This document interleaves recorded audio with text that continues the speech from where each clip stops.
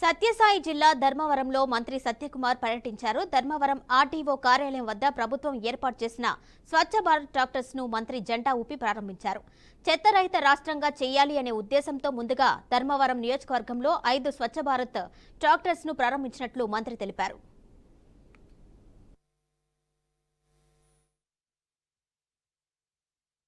దేశ గౌరవ ప్రధాని నరేంద్ర మోడీ గారు 2014 అక్టోబర్ 2న స్వచ్ఛ భారత్ కార్యక్రమాన్ని ప్రారంభించిన విషయం అందరికీ తెలిసిందే. చీపురు చేతబట్టి ప్రజలను భాగస్వాములు చేస్తూ స్వచ్ఛత గురించి పెద్దవాళ్ళ దగ్గర నుంచి చిన్న పిల్లల దాకా ఒక అవగాహన కల్పించి ఇవాళ స్వచ్ఛ భారత్ను నిర్మించే దిశగా, తద్వారా ఆరోగ్య భారత్ను నిర్మించే దిశగా ప్రయత్నాలు మొదలుపెట్టారు.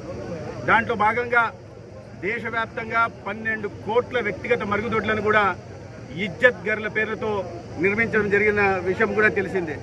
ఇదే విధంగా దాంట్లో భాగంగా ఇవాళ ఘన వ్యర్థ పదార్థాల నిర్వహణ, అదేవిధంగా ద్రవ్య వ్యర్థ పదార్థాల నిర్వహణ చేసి తద్వారా గ్రామాలన్నింటినీ పరిశుభ్రంగా తీర్చిదిద్దడం స్వచ్ఛ భారత్ యొక్క ప్రధాన ఉద్దేశం. దాంట్లో భాగంగా ఇవాళ ఘన ద్రవ్య వ్యర్థ పదార్థాల నిర్వహణలో భాగంగా పంచాయతీల్లో చెత్త నుండి సంపద తయారు చేయాలని చేసే కేంద్రాలను కూడా నిర్మించడం జరుగుతూ ఉంది. దాంట్లో భాగంగా ఇవాళ 5 ట్రాక్టర్లని ధర్మవరం నియోజకవర్గంలో మంజూరు చేయడం జరిగింది.